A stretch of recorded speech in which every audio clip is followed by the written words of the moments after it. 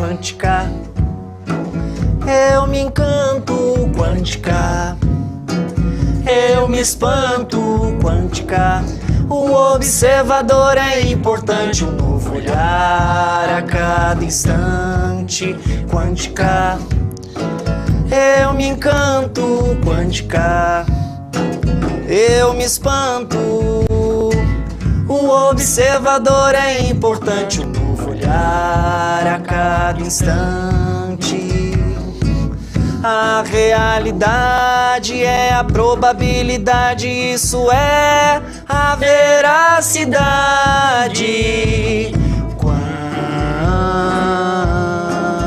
quântica, quântica.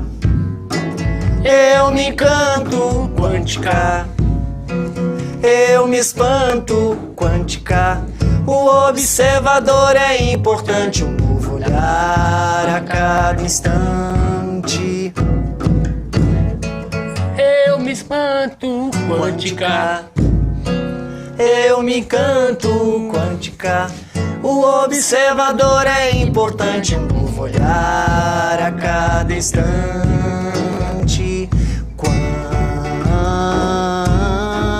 Quântica.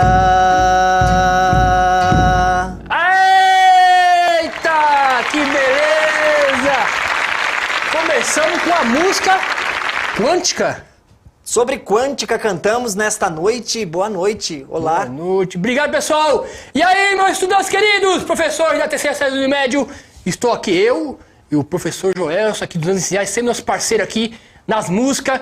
Quântica é a letra, produzir a letra, legal a letra, hein? Bacana, hein? É, letra, é um e poema, aí, né? Voz, violão, Quântica. harmonia aí com o grande Joelson aí, no caso, sempre produzindo música com física, né? Pois é, música com física, essa é a proposta do professor Giba. Nesta aula estarei mediando, já que o professor Giba já me chamou assim, vou acompanhar os comentários de vocês que acompanham e trazer as contribuições para a aula. Certinho, pessoal. Então, começamos com a música do Quântica, porque põe na tela aí, põe na tela qual que é o tema de hoje.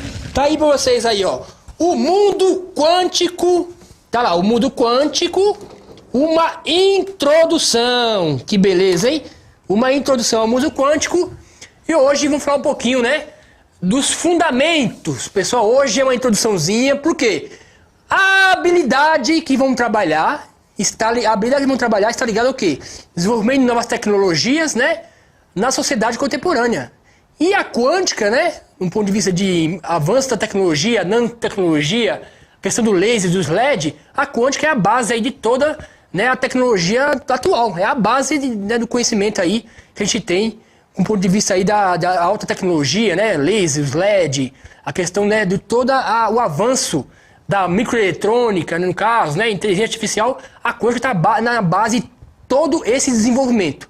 Por isso, hoje vamos falar uma introduçãozinha dos conceitos aí gerais, né, da quântica, e aí futuramente, né, a gente faz um pouco da aplicação do mundo quântico, a aplicação da física quântica nas tecnologias, beleza? Então, essa é aí a questão de vocês, o mundo quântico, uma introdução, eu quero interação total aí com os nossos estudantes, os nossos professores. E aí, gostaram da musiquinha? Uma música especial pra vocês, hein? A Bacana, professora Kathleen, da Escola Estadual Vila Tupi, Praia Grande, está marcando presença aqui no chat, desejando boa noite. Presente, assim como a Escola Diná, é assim? Diná Pederneiras. Certo. Sempre com a gente aí, o pessoal, sempre com a gente.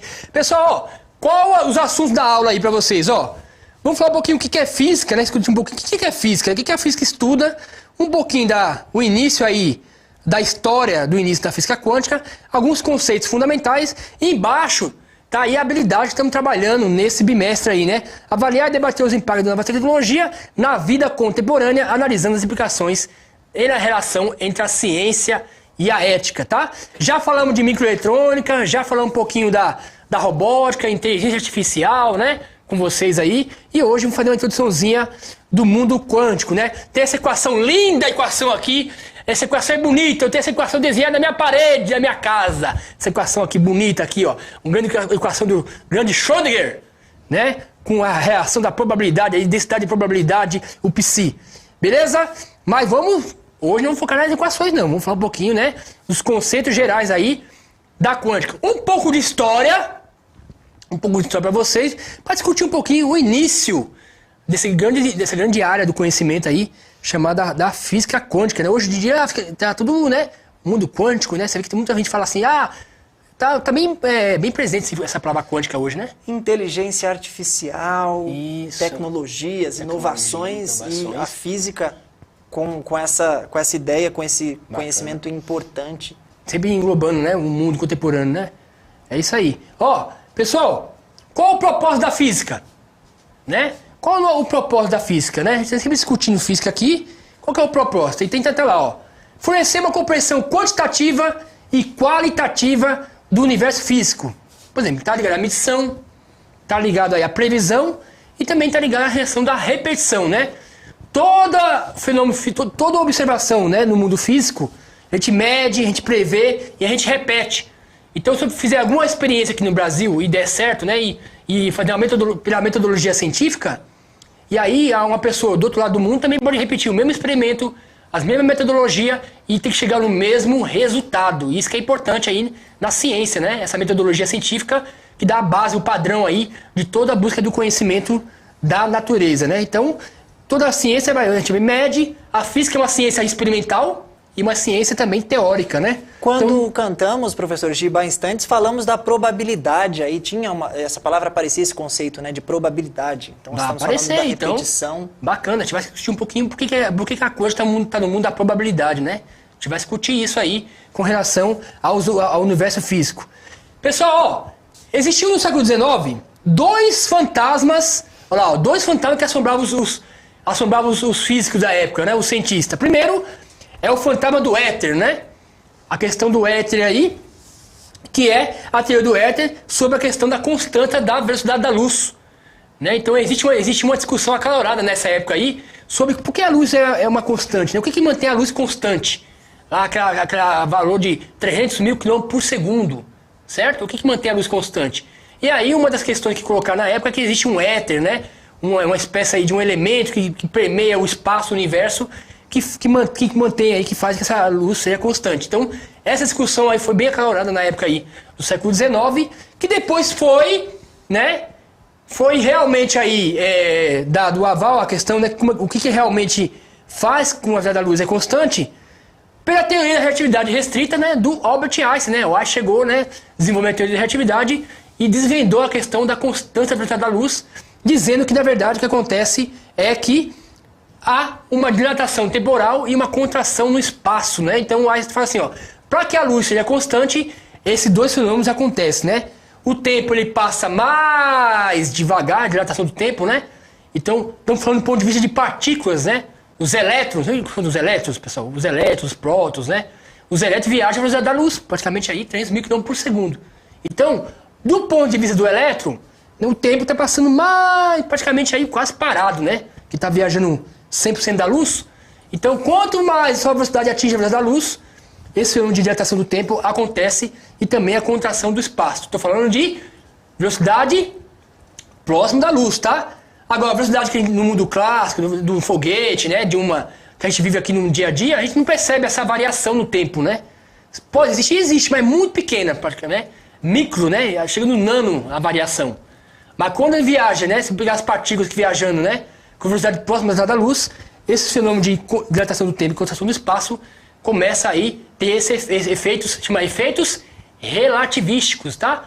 E aí tem que ter o quê? Uma alteração aí da teoria. Então a teoria clássica não dá conta, né, dos fenômenos relativísticos. Aí você tem que usar o quê? As teorias da relatividade do grande Albert Einstein, tentando depois a restrita, depois vai desenvolver a teoria da relatividade geral, certo? O Einstein resolveu essa questão aí, falando, não existe éter, né? Não tem éter no espaço. Na verdade, existe aí a contração e a dilatação do tempo. Essa questão do éter foi resolvida. E agora tem outra questão, né? Qual que é a outra questão? A radiação do corpo negro, né? E que é isso, professor? O que é radiação do corpo negro? Tá lá pra vocês, ó. Mudança de cor quando aquecemos certos metais. Olha, vem aqui comigo aqui, ó. Ô, Joelson, se você pegar, por exemplo, um pedaço de prego, começar a aquecer esse pedaço de prego, vai aquecendo. Chega uma hora, o que vai acontecer com ele? Ele vai começar a mudar de cor, né? Já chegou a... Se você pegar... Sim. Vai começar a mudar de cor. Ele vai mudando pro vermelho, né? Então ele vai mudando, alterando a sua cor. Essa alteração da cor tem a ver com a temperatura que o corpo está aumentando. Se vai aumentando a temperatura, essa radiação que está sendo emitida vai tendo alteração da sua frequência, tá? Só que esse fenômeno, Joelso, de aquecimento, sim, de liberação de radiação, não é um fenômeno tão que os físicos do século XIX já tinham totalmente a compreensão. Eles não sabiam por que isso acontecia, né? Porque com uma lâmpada emite radiação, né? E depois que você variar a temperatura, ela varia também a radiação que ele emite, né? A cor da lâmpada, assim por diante. Então, essa ideia que a gente já observava no universo, na parte da natureza, não é bem compreendida para os físicos, né? Então a questão é assim. Outra questão que se levantava o quê? A questão da eficiência das lâmpadas na indústria alemã. Então, por que é uma lâmpada mais eficiente, né? Então, eu sempre perguntava na época, como que eu produzia um corpo que emite uma radiação, né? Aí mais eficiente possível, que gaste menos energia possível. Então, esses dois probleminhas eram postos na época aí, os físicos ficavam debatendo aí essa relação de como que um corpo emite radiação, como que é esse comportamento aí desse material, desse corpo. E aí, só foi sendo resolvido, né? Esse cara aqui, ó, Max Planck, né, no século XIX, que resolveu a questão do corpo negro introduzindo a ideia de quanto, aí que vem a ideia de física quântica, né? Quanto como um pacote, né? Como alguma coisa que é quântica, né? O quanto. O quanto quer dizer um pacote de energia, né? Um pedaço de energia, um pacote é um quanto, né? De energia. E aí foi que aí começa o início da física quântica propriamente dita. É lógico, pessoal, olha, vem comigo aqui, ó. O Planck, quando ele chegou nessa equação, quando ele resolveu, né, aquela curva de radiação que o corpo emite, então uma curva de radiação que a gente estudamos aí na espectroscopia, né, das estrelas, lembra? Existe uma curva específica aí para cada corpo que emite radiação, né, o Sol, assim por diante. Então, quando ele resolveu essa equação, que resolveu essa questão da radiação do corpo negro, ele não estava preocupado com essa questão, com a questão da segunda lei da termodinâmica, né? O Planck estava pensando em outras questões físicas da época, né? Então, ele chegou nessa conclusão aí, mas ele ficou meio assim, meio que pé atrás, né, com a questão, né? Será que isso realmente está certo? Será que essa curva está...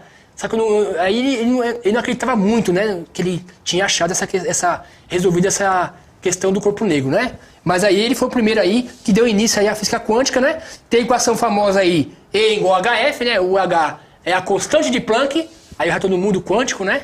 E F é a frequência que o corpo está emitindo aí da radiação, certo? Então aí, esses dois problemas acabam sendo resolvidos. O início da teoria da relatividade restrita do Einstein e do outro lado o início da física quântica aí, com o desenvolvimento aí do mundo quântico. Pessoal, qual é a menor partícula de luz? O fóton. E esse fóton é uma partícula quântica, né? Ele se comporta como partícula, mas também se comporta como uma onda no espaço. Vamos discutir também essa questão da dualidade partícula e onda, né? A questão da dualidade partícula e onda, certo? Então aí o Planck resolveu essa questão aí, né? Foi uma coisa mais... É uma questão que ele resolveu, mas com uma certa, né? Uma certa desconfiança, né? Se realmente estava certo. Aí o Einstein que depois falou assim, realmente pegou as teorias do Planck e também aí discutiu, finalizando a questão daí do efeito fotoelétrico que deu o grande prêmio Nobel aí pro Einstein, tá? Pessoal, conceitos fundamentais aí do mundo quântico, né? Da física quântica. Primeiro, a probabilidade desempenha um papel importante para escrever o mundo microscópico, né? Lembra da música? Sim. A realidade é a probabilidade, isso é a veracidade. Por que acontece? Quando a gente diz para o mundo quântico, né? Não existe mais algo ali, uma coisa mais concreta, certa ali no sistema. Então você tem a probabilidade de encontrar ou não a partícula, né? Você tem a probabilidade de encontrar ali um objeto. Então não existe um objeto físico ali, classicamente falando, né? Você tem que ter a probabilidade para aquele ali, para encontrar, né, um certo intervalo de... Existe um certo intervalo de espaço ali para você encontrar aquele sistema. Então a probabilidade desempenha um papel importante na quântica. O que mais?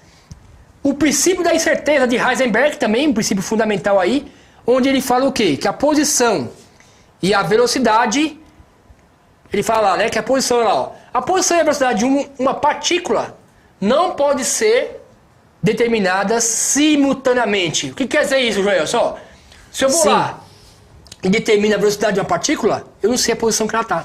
Não sei onde ela está no espaço, né? Agora, eu quero saber a posição que ela está no espaço. Eu não sei a velocidade dela. Então chama princípio da incerteza de Heisenberg, né? Você não tem como você saber as duas coisas ao mesmo tempo. Ou você sabe a velocidade, ou sabe a posição. Os dois conceitos, né? Medir a velocidade e posição ao mesmo tempo, não é porque a natureza não tem esse comportamento. O comportamento, né, da natureza era um comportamento, não é classicamente, né, que estou medindo a coisa, não. É um comportamento de probabilidade. Então, se eu tenho a probabilidade de achar a velocidade, eu não vou encontrar a sua posição no espaço. Certo? Porque vai estar em movimento, é isso, professor Giba? Oi? Porque vai estar em movimento. O sistema ali só tem como você pegar uma variável só naquele momento, né? Sim. Ou a variável velocidade ou a variável posição. Saber as duas ao mesmo tempo, né? Praticamente aí a natureza não tem esse comportamento. Não tem como saber as duas naturezas ao mesmo tempo. Esse é o princípio da incerteza de Heisenberg, um grande físico aí também, né? Que é com relação aí ao mundo quântico. O papel do observador é importante, né? Não está separado do objeto. A gente vai ver isso também, pessoal. Isso é outro postulado importante aí na questão do mundo quântico, que é quando você faz a medição, né?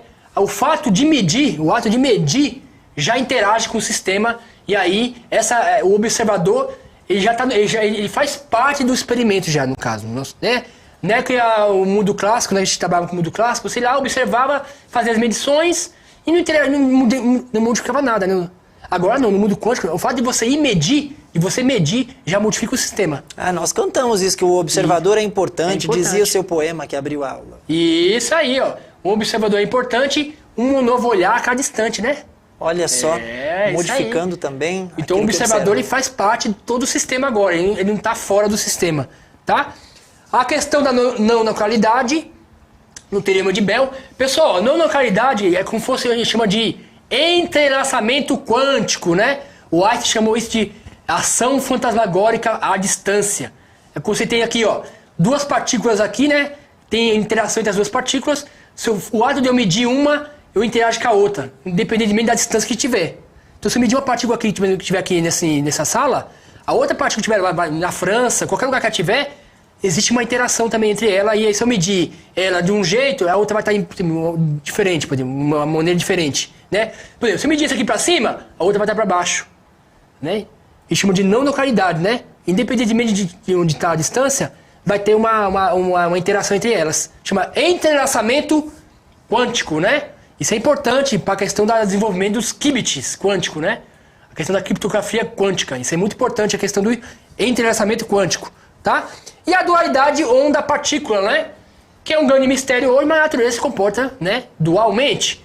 Então os fótons se comportam como partículas, mas também são ondas. Depende do seu experimento, o que você quer medir ali naquele carro. Ou quer medir como fosse uma partícula, né? Você vai ter lá. Ou quer medir como fosse ondas, também você vai ter o comportamento onda-partícula. Pessoal, esses são os conceitos fundamentais aí da quântica. Eu tentei um resumo, tá? Uma introdução, um resumo. Falei aqui de uma maneira mais simples, né? Possível para vocês, um dos conceitos aí, um pouquinho do mundo quântico, né? No caso. Beleza? Falando em onda e partícula, o que são ondas, né? Ondas, olha lá, a gente falou de ondas, né? Sim. A música das ondas, né? A onda é energia. A onda é energia, a onda é... Pois é, já cantamos essa também. Cantamos essa também. Sim. Caramba, vamos fazer um CD, hein? Tem umas 10 músicas gravadas já. Ó, pessoal, o que é uma onda? Onda, do ponto de vista clássico, é uma perturbação que se propaga no meio. Isso é uma onda, certo? E partículas? As partículas se caracterizam-se pela posição, trajetória e velocidade bem definidas. Beleza? Então aqui, uma partícula você pode medir a trajetória dela, a velocidade que ela está, a posição, assim por diante. Isso é uma partícula, tá? Então, um ponto de vista, né? Quer dizer o quê? Que os fótons têm um comportamento de partícula, um comportamento de ondas, né? Comportamento de propagação no espaço aí também. Beleza?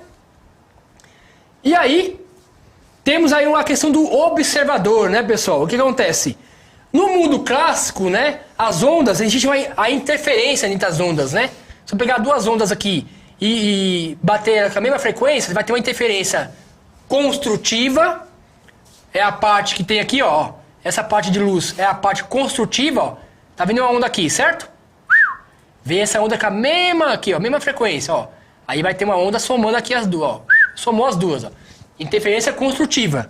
Agora, se vir uma onda aqui de um jeito, ó. Vem uma onda aqui. A outra onda vem aqui por baixo, ó. a soma das duas vai dar o quê? Uma interferência destrutiva. Então é a parte que está o quê aqui? Escura. A parte escura, destrutiva. E a parte clara é a interferência construtiva. O que acontece, ô Joelson? O que acontece é assim. Como é que tá a interação aí? Tá. Olha, a Escola Júlia Ribeiro Bretas aqui, com o professor Alisson presente, de Apiaí. Apiaí, legal. De Apiaí. Osasco também, com a Escola Estadual Professor Orlando Geribola. Isso, sempre com a gente aí, o pessoal de Jeribola, sempre com a gente, bacana, hein? Certinho. Pessoal, e aí o que acontece é que um grande físico também, um grande físico chamado, né, o de Broglie, falou que, na verdade, tentou falar, será que os elétrons não têm comportamento de onda, né? E ele fez, né, uma experiência e comprovou que, na verdade, não só os fótons tinham partícula de onda, mas também os elétrons tinham partícula de ondas, né? Então, o que acontece? Aí, a equação famosa que ele desenvolveu, né? Através da equação, né, da teoria do de Broglie, que começou a ter o quê? Difração de elétrons, né? Difração de elétrons aí, devido à interferência no padrão de ondas, no caso. E aí, o que acontece, pessoal? Qual é a função do observador que eu coloquei aqui para vocês, ó? Tem um experimento que é o experimento da dupla fenda. Eles começaram a lançar um elétron de cada vez aqui, ó. Aqui tem um canhão de elétrons. Vamos lançar um elétron de cada vez.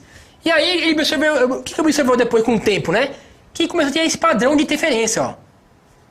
Esse padrão é típico de onda, pessoal. Típico acima de onda, né? Então, realmente o elétron tem comportamento aí, tem um comportamento também de ondas. Agora, aí que os físicos falaram, vamos tentar entender qual o caminho que o elétron seguiu. Se ele foi para essa fenda, ou para essa fenda, então eu coloco aqui um detector, né? Ó, são dois detectores. Quando eles colocaram o detector, vem comigo aqui, ó. Quando colocar o detector para saber o caminho que o elétron fez, o que aconteceu? Aconteceu que existiu aí um colapso, né? E aí esse padrão de ondas não ocorreu. No caso, né? Voltou ali um comportamento como se fosse um comportamento de partículas, né? O elétron, né? Batendo só num pontinho só.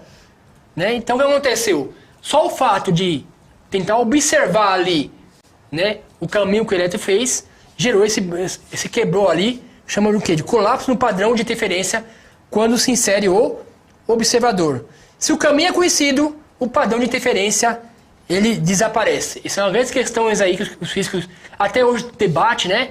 Tem a posição realista, né? A posição da intuição. Aí tem um monte de teorias, né, que discute essa questão, né, de como que o observador ele interfere no sistema, interferiu no sistema ali. A pergunta é, o observador então faz parte do sistema, né? A gente faz parte de todo o sistema físico, quer dizer, a gente não está mais fora do sistema físico, né? É uma questão importante para discutir, né? Quer dizer, a gente não é mais algo que está fora da natureza, então a gente faz parte do todo o sistema, então o fato de você estar sendo aqui modificando o mundo, então você está modificando também a natureza, né? Você já viu o pessoal que está no estádio? Aí quando o cara passa a câmera bem na frente da pessoa, a pessoa muda o comportamento? A pessoa se altera, assim? Isso, é o mesmo esquema também. Quando você está sendo observado, às vezes você muda o comportamento, né? E aí tem a questão aqui, estou falando do ponto de vista da física, né? Mas tem várias interpretações aí que o pessoal faz, né? Com relação aí depois ao mundo místico, né? Aí o pessoal vai para o mundo místico e começa a falar um pouquinho a questão da como que o mundo interfere, assim por diante. Mas do ponto de vista da física, aqui existe a questão do observador, é muito importante na medição, certo? Coloquei aqui para você. E esse famoso, né? Esse famoso gato de Schrödinger. O que é o gato de Schrödinger? Pessoal, o que acontece, ó? Como no mundo quântico, o que dá é a probabilidade, né? Tudo que acontece no mundo quântico, né? As medições, né? A questão da física no mundo quântico, né?